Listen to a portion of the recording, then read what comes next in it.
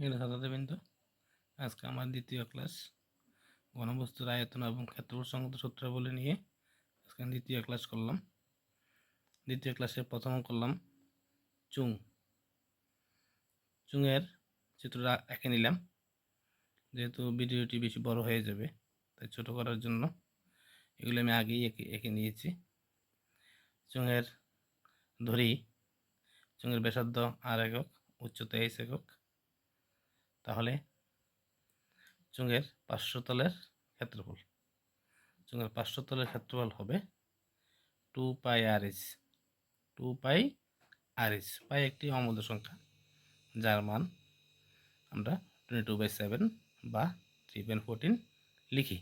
তবে খেয়াল রাখবে, যে প্রশ্ন যদি উল্লেখ করা থাকে পাইয়ের মান যদি দেওয়া থাকে 3.14, তাহলে 3.14 দিয়েই করবে। যদি দেওয়া না থাকে তাহলে তোমরা 22/7 লিখে অঙ্কটা করে ফেলবে। তাহলে চুঙের পার্শ্বতলের ক্ষেত্রফল হবে 2πRh বর্গ একক। চুঙের দ্বিতীয় সূত্র, চুঙের সমতলের ক্ষেত্রফল। চুঙের সমতলের ক্ষেত্রফল হবে 2πr², অর্থাৎ দুইটি ভূমির ক্ষেত্রফল, একটা ভূমির ক্ষেত্রফল πr², উপর ভূমির ক্ষেত্রফল πr², 2πr² আর পার্শ্বতলের ক্ষেত্রফল হচ্ছে 2πRh। তো দুটো ভূমির ক্ষেত্রফল এবং পার্শ্বতলের ক্ষেত্রফল যদি আমরা যোগ করি তাহলে আমরা পেয়ে যাই চুঙের সমতলের ক্ষেত্রফল, অর্থাৎ 2πr² প্লাস 2πRh বর্গ একক। চুঙের 3 নম্বর সূত্র, চুঙের ভূমির ক্ষেত্রফল। এখানে একটু আগে বলে দিলাম তোমাদের, চুঙের ভূমির ক্ষেত্রফল হবে πr² বর্গ একক। চুঙের আয়তন πr²h ঘন একক। এ হয়ে গেল চুঙের 4টা সূত্র। এই 4টা সূত্র ভালো করে শিখবে, যেহেতু তোমাদের নতুন শিক্ষাবর্ষ শুরু হচ্ছে 2026 এবং 2027, তাই সূত্রগুলি আমি আগে ধরলাম, যাতে সূত্রগুলি না শিখলে অঙ্ক করতে পারবে না। সূত্রগুলি ভালোভাবে শিখলে অঙ্ক করলে একদম জলের মতো লাগবে তোমাদের কাছে। তাই প্রথমে আমি চুঙের 4টে যে গুরুত্বপূর্ণ সূত্র এগুলো আমি দিয়েছি। আমাদের দ্বিতীয় নাম্বার আসছে শঙ্কু।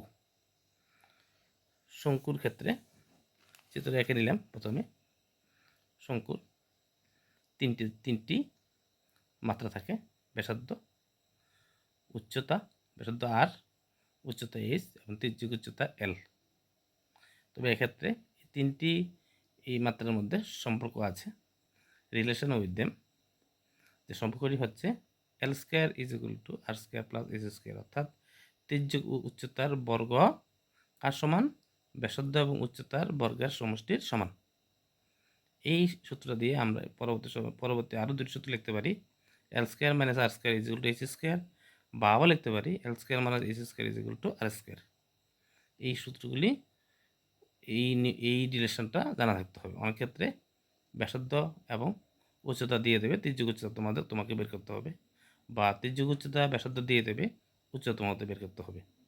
বা অনেক সময় উচ্চতা দিয়ে দেবে এবং তির্যক উচ্চতা দিয়ে দেবে, ব্যাসার্ধ দেবে না। ব্যাসার্ধ তুমি এই রিলেশনের মাধ্যমে বের করে অঙ্কগুলি সহজভাবে করতে পারবে। তাহলে আমরা প্রথম সূত্রে যাই। শঙ্কুর প্রথম সূত্র, শঙ্কুর পৃষ্ঠতল বা পার্শ্বতল বা বক্রতলের ক্ষেত্রফল πRl। শঙ্কুর বক্রতলের ক্ষেত্রফল πRl বর্গ একক। এবার যাই 2 নম্বর সূত্রে, শঙ্কুর সমতলের ক্ষেত্রফল। শঙ্কুর সমতলের ক্ষেত্রফল হবে বক্রতল আর ভূমিতল। বক্রতলের ক্ষেত্রফল πRl, ভূমিতলের ক্ষেত্রফল πr²।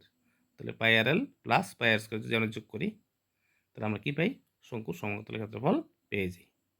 3 নম্বর সূত্র, শঙ্কুর ভূমির ক্ষেত্রফল। শঙ্কুর ভূমির ক্ষেত্রফল হবে, যেহেতু ভূমিটা বৃত্তের ন্যায়, তাহলে ভূমির ক্ষেত্রফল আমরা লিখতে পারি πr² বর্গ একক। নাম্বার 4 আছে, 4 নম্বর সূত্রটি হবে শঙ্কুর আয়তন। শঙ্কুর আয়তন হবে 1/3 πr²h ঘন একক। এই সূত্রগুলি ভালোভাবে আগে শিখবে। এই সূত্রগুলি শিখলে অঙ্কগুলি একদম জলের মতো। ঘনবস্তুর আয়তন সংক্রান্ত টপিকের যে গুরুত্বপূর্ণ সূত্রগুলি প্রয়োজন হয় অঙ্ক করার ক্ষেত্রে, সেগুলি আমি তোমাদের আজকে দিলাম। সবাই ভালো করে খাতায় লিখে পড়বে।